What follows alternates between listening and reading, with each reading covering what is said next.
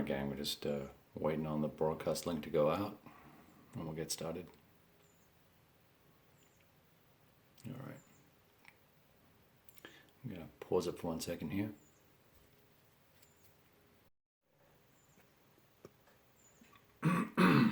Okay. This is just a little personal commentary on the Waterloo battlefield from a topographical standpoint. After having spent 7 hours walking around it and looking at it and taking a lot of pictures and stuff, for which I will reconstruct kind of some sort of tapestry of the battlefield for you and maybe mark up some pictures and show you some things. I thought it might be interesting to have a look at the the terrain that the maps from the different games that I own represent. I currently have 2 titles on the Battle of Waterloo. I just sold off the old SBI one for various reasons, and won't be buying the DG one for various reasons. But these 2 games are actually fairly representative of the terrain and the typical viewpoint of Waterloo. And I know that the gentleman who did these maps said that he walked every square inch of the battlefield, which is some hundreds of acres. That said, I would strongly disagree more with the terrain here than I would with the Return of the Emperor on my right over here, which you can't see yet. So let's start out with probably the most common area that is usually not much attention is paid to, and that is this little section right here. So hey, good morning. Yeah, Tony, I'm jet lagging, man. I've been awake since 4 and doing all the presentations that I did the last 2 weeks in my head from 4. Oh, that was I just stepped on the light switch. Sorry. Stepped on the light switch here. Just been wide awake, so I thought I'd get up and do something useful. And I finally got to the point where I was thinking about Waterloo, so here I am. You didn't need to hear that. So let's focus on this section here. So La Haye, the ridge here, the British line, where Picton's division was here, and then we've got La Belle Alliance back here. Now, in actual fact, between here and here, there are actually three ridges. So it's difficult to try and get a feel for these roads. When you look at these roads, and let me just check the scale. Where's the box? Let's check the scale of the game here, just so we don't give people too much of a hard time. I think I'm being a complete jerk about it. I think it's 200 meters of hex here, I want to say. Yeah, 200 meters. Okay, so these roads are, you could probably put 4 men abreast. They're old Roman roads, and this road leads all the way, it winds around a little bit, but yeah, actually this connects up here this way. This road goes to Wavre. And I still have questions about the battle and how things actually happened based on the British reading of it, the tour guide that took me around, and my reading of the French perspective. A lot of things still, to me, don't make physical sense, as in how could certain things actually have happened. So there was this hedgerow here, not trees, but it was made a hawthorn hedge. And it wasn't particularly sturdy either, apparently. And I understand that all of this is being dug out, and now the Lion's Mound is over here. So this section is much, much lower now than it was. But this Roman road stays the same. It's the same cobblestone that the Romans laid thousands of years ago, or they're whoever laid it. But I'm assuming they call it a Roman road, so I'm assuming it's Roman. Funnily enough. There we go. So, you guys are cracking me up. I suppose I should tell you what game it is. Yeah, Tom's good point. This is the Fallen Eagle game. It's this guy, right? So Anyway, so here, this is a field of, it's a pasture. It's crops. It's a gentle, it's mildly steep, but gently sloping down, and then flat for about 50 or 60 yards, and then it rises up, and then there's a little rise, and then it goes down again, and then you come to this road here. This road here is actually on one of these rises. All the roads, nearly all these roads are not in little valleys. They're on crests, so they stay dry. We had a couple inches of rain the night before. It felt very much like how I could imagine the battlefield might have looked like. It wasn't a deluge by any means, but it was wet, muddy, sticky. The ground becomes very slushy very, very quickly. I was splattered in mud, the whole thing. So this is a set of rolling pastures, beautiful, beautiful terrain. And this is on a mild ridge, and then there's this ridge here, and it's a series of these undulating pastures that go across here, all the way, in fact, to Papelotte here. And the terrain from here, so we came this, and unfortunately, I think this is in the wrong spot. There's a road here. Now that may have been a road that was put in post. You got to keep in mind we got to understand what things were at the time, not what they are today. And I understand that now that there's now a road that we drove from Papelotte here to here. And we went on the left-hand side of the one remaining wall that's here from Hougoumont. And we came out around here, and from here, you can see the steeple of Papelotte. So this is not a long, wide, open field. Now, I'm not saying, what does that mean? I'm not saying that is a negative or anything like that, because in game play terms, this is just once again a series of undulating fields, but I don't believe it would slow down terribly at the time this was occurring, at the time the battle was happening.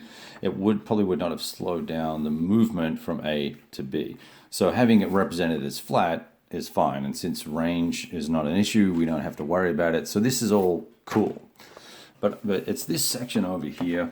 So from here, I was standing right here. From right here, I can see the tips of this goes there like that. Tips of Papelotte, which is indeed a fortress.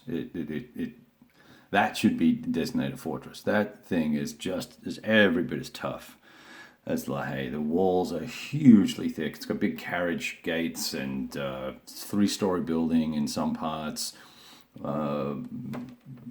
Very densely, very heavily protected, and a really awkward situation to get at too. But anyway, so this ridge here you'd be amazed at how close this is. 2, 4, 6, 8, 10, 12, 14, 16.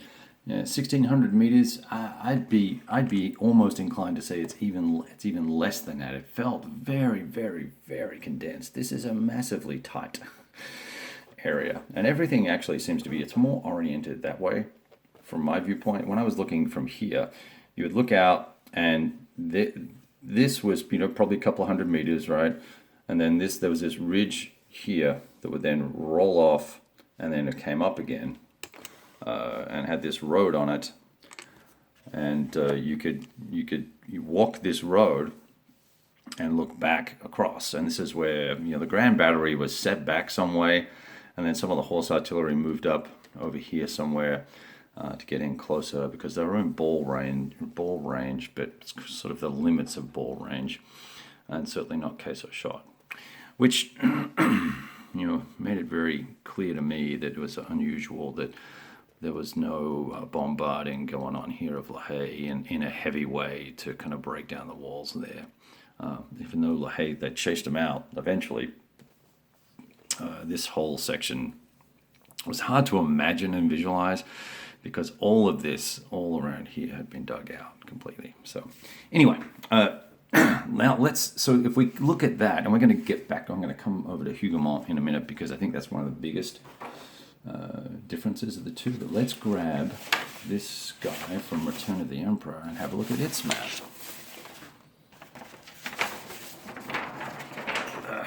Come on. All right. So, where are we? Oh, there's Papelotte. Okay, let's put Papelotte there. Let me grab this guy here.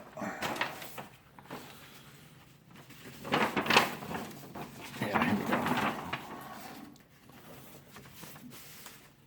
And I think this goes here like this, right?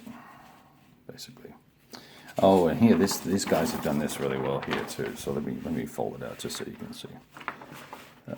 So now you've got LaHaye Saint here, right? And this is the this Roman road. So I was standing right here, and Papelotte is there. And you know, if this road, if this is, see how much closer this is. Let's check range. I think it's 200 meters a hex here too. I'll just check the size of the hexes on this guy for you. Scenarios. Just bear with me 1 second while we grab the primary rules, which are probably down the bottom, since I have a photocopy of them. Vive l'Empereur is 250 meters, so slightly different. Okay. And so that tells a tale in terms of mapping here as well. 250. See how much closer these are, and then Smohan is in the back here, and that's where it is. It's not up here, where it's got there. You know, that's just not right. Even if it's changed, villages don't move. Villages may expand, new villages may be formed, but villages don't move. So I would say that's wrong. Anyway, here, and look, see, you've got these set as fortresses. Okay, cool. So that all kind of rings true to me too. In the, I think this goes like this here. They just go right adjacent to each other. So this is the ridge where we stood, and then we walked down here, and then we drove down to Papelotte, and we walked around that, which is now a horse adjustment. Horse riding place that you can go, and here you've got these three ridges that I was talking to you about, and and there's no road here, right?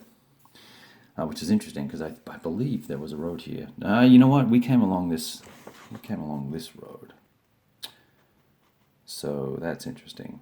I don't recall driving from here. Yeah, you know what? I stood here and I have photographs. I don't believe there's a road here. This is all open pasture, and these hills roll like this. So that's curious. That would be another mistake there. Huh. Okay, so maybe they're trying to represent. Maybe it was there and it got dug up. Who knows? So, you know, we got this rolling pasture. I got a few people popping in. What we got here? Yeah, it's fascinating, Tony. And Benjamin, hello, good to see you, and Tom's. And then, so we, like I said, we stood here. You've got this straggly hawthorn barrier, hedge barrier, that the guns had they were hacked out, and they pushed the guns through, and they were shooting. So I wonder how they got the depression to shoot down in here. Now, so it must have been more just canister fire and exploding over the top and killing guys, but then the ball shots were hitting them as they came here, because I believe the artillery set up somewhere along here, and then some tried to close up this way. Once again, though, you see how compressed this area is. I never really sunk in just how tight this area was. So, you know, Diolan advancing here, lots of casualties, maybe 2,000 troops die. Take this rise, sweep away the artillerymen. They have Don't spike any guns. Dumb. And then, they kind of think they've won the battle, right? But Picton, this is where you can't really represent it in the game here because of the hex size. But this road, it kind of drops off a little bit, and it's not a super deep drop. It's maybe 3 or 4 feet. It drops off, and then it rolls down, and then there's another rise. And down in here is where Uxbridge's cavalry were, the Greys and whatnot. And so Picton, the Scots, Picton's division, they all pop up. They fire madly and two-file and blow a bunch of guys away. And then out come the cavalry, right? And they rush through, and then they go all the way through, and they end up back over here somewhere and get shot to pieces, really badly shot to pieces by the French artillery. That's either here or here. I forget now. I think it was here, because that would be 700. Yeah, so they were 800 yards out, 800 meters out ish. So they were shooting at this range, and I would need to check what the ranges are for the artillery. But that's what they were doing. They were firing. They had nothing to shoot at. They were shooting at artillery. They were in hedges. So there's issues with this map too, because you don't have any hedge line protection here. You've got this sunken road concept, and I think the road is. I don't know why this is represented this way. I'm just trying to remember, because I know all this here was excavated to make the Lion Hill. But back in the day, this Roman road sat on this ridge top, and maybe it was just a drop off on either side. I don't know. So there's some mystery there, right? The whole battle for La Haye Saint's fascinating. I had a great experience learning a little bit about that. And what was really interesting, of course, was the Young Guard fighting in Plassano was just an amazing story here. And this terrain was very hard to see because this is all built up now, all around here. There's houses and everything all around this area. And so there was this hill here. And now see the difference between Fallen Eagle and this game. Look, so here's where so Zieten was coming down this road here, because they split the army up into 3 columns, and one came from here, to Wavre. There's Wavre in the distance. You're going to go that way to Wavre. So one Zieten came down here, and another group came down here, and another group came down here, and they split the army. This core up into 3 bits. And so as these guys came, you as I mentioned earlier on, you could see over the ridges, you could see the spire of the church. So look at that undulation and the change in height of the terrain. Well, it's flat here.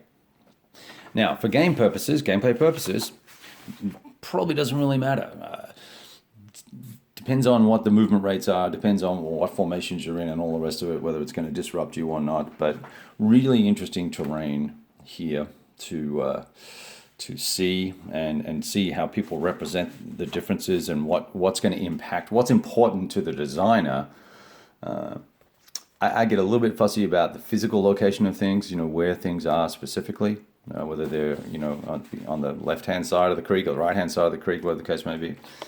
But you got to let them design the game the way they want to design it. Okay, so Chateau Hougoumont. So this forest is all now gone, and in fact, there's no forest here. So when you're looking out, there's 3 old trees here that are dead, that full of people have been chipping away at them and digging out musket balls and stuff like that. The trees are pockmarked with musket balls still to this day. And people peel away the bark and all that. So anyway, it's great to have a look at this. It's a very big area. Much, much bigger than I thought it was. This garden fence stretches back probably 100 yards, and it's this wide. It's that deep. So no, cannonballs are going to hit it and do some damage, but you're not shooting through that. Not even with a friggin' M50 or whatever it is. What's that sniper rifle? A big, heavy 50 caliber, the Barrett. So you've got this terrain here, and here you've got this road and a ridge. pretty important actually, because you can set up in this particular battle, you can set up artillery here, and you're very close. And it feels that every bit of this close, because this drops off precipitously here, drops off, and then rises up quite steeply, much more steeply than over by La Haye. Rises up, and then on that rise is a road, and then it drops off again. And now there's a main road that kind of carves. I think it carves away here, because we drove down here and around, and there's a highway style road, a real modern road here somewhere that just cuts right through somewhere around here. So this would have been a great spot if, to put your artillery and pound the daylights out of this thing, assuming you could get a shot in. And I think that's why this artillery, this woods is here, perhaps to prevent the cheap shooting, right?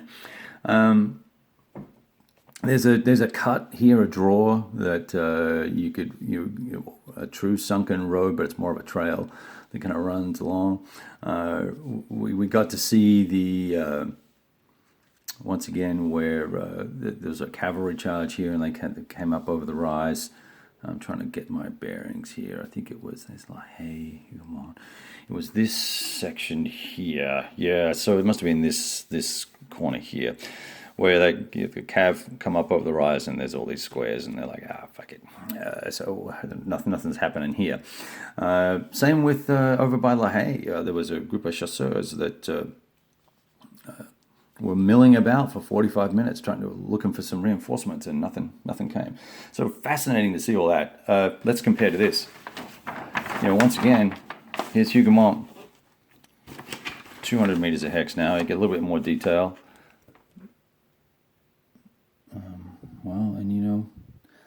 Okay.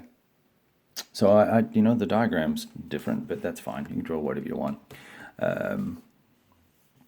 You've got no hill here, and that terrain, I'm telling you, if it was wet and you wanted to move artillery or cavalry through here and mush about in the mud, that is going to be material to this game. The fact that you can just wheel on up here and lay some artillery down and put some cavalry and support and skirmishers here and blast away, I think that makes for a very different game than what you're going to get here, where you've got this ridge, and if you want to get the cavalry, the artillery in close, well, you've got to come down the ridge, and that costs you more movement points and all that sort of stuff. So that I've always had a bit of a problem with this Hougoumont map section with this game, and it's got some of the ridges back here.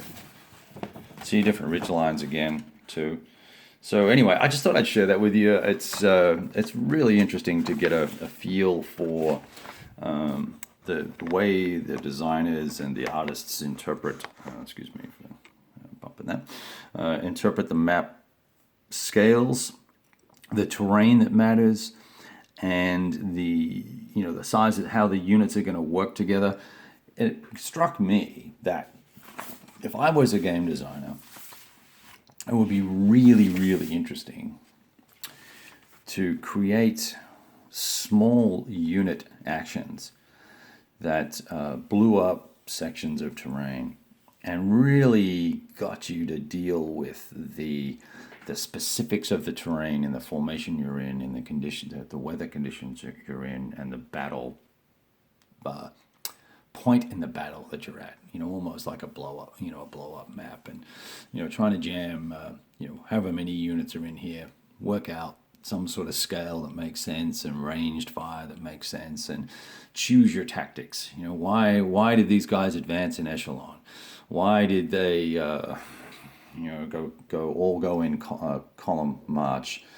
There was the commentary that there's two types of column march that the French use. One's a very specific combat-based column march, and then there's what they would call regular column march. And I had not heard that there were two types of column for the French before, so it goes to show how much I know. So I think that would be fascinating to make your choices about: am I advancing in line? Am I advancing in column and then switching the line? Am I what am I doing? Am I going? Am I using my 3 my rock, paper, scissors, my cavalry, my artillery, my infantry in the most effective manner down at that unit scale. And that without getting into the Labatai, I don't know, dice rolling fest for morale and all that sort of fun stuff. I understand how important morale is, but these guys were committed, and they were committed here, and they were just as committed there. They had 15,000 men marching up. They lost 2,000 or more, and they still carried it through. Right? Esprit de corps. They rolled through here. The Belgians or the Dutch that were here fought valiantly. They were on the front slope. They took an absolute pounding and then did an orderly retreat back 200 yards or so. They didn't break. So it seems to be like a lot of die rolling to try and get this randomness of shit might happen. These guys might run away or be disordered, so you get a better chance to attack them. And I think there's a different set of mechanics that we could run in a game that would represent at the small unit scale what's going on versus all of this micromanagement and die rolling for friggin' morale 15 times to, and that's an exaggeration, but to represent what's going on. Because these guys were stupidly brave. Marching into canister fire, 30 guys getting knocked down at a time from cannonballs because they're in column, and there's craziness, blood splattering everywhere, and arms and limbs and heads just exploding, and they still carried through. You're not making a morale roll there. Those guys are going in, man, and that just viscerally was represented by physically standing here and closing my eyes and imagining the noise, the people, the men, the masses of men, a full division, a full corps almost, of the Orleans forces here, and Picton's division here, and the Uxbridge's cavalry in the back, and amazing stuff. So, hey Rob, good to see you. Anyway, so I hope you guys enjoy the little view. I am going to pull together all the pictures, and I've got some mini video, and I also have audio. Now, we're not going to agree with everything that my tour guide had to say because, he gets paid a bunch of money to tell the same story over and over, and he reads a lot, and he gets it all, 85% right, and there's a bunch of stuff that I didn't get into it with him, but, we just kind of laughed, and we kind of moved on, but he's one of the best field guides out there that I could find anyway, and we spent 7 hours on the battlefield, so it was a fabulous time, and I highly recommend him to you. If you want to argue about troop colors and whatnot, he's not that guy, and you want to do that, then maybe you don't need to go to the battlefield. But anyway, I've just picked up a counter and started clipping it, which means I'm probably done. So, thank you very much for hanging out. I hope you enjoyed it. I wish I had more Waterloo battles that I could share with you. Do I have any more? I sold that other one. No. I do have the Quatre Bras thing. We had a look at that battlefield real quickly, but nah. Okay, gonna let it go. Talk to you soon. All the best.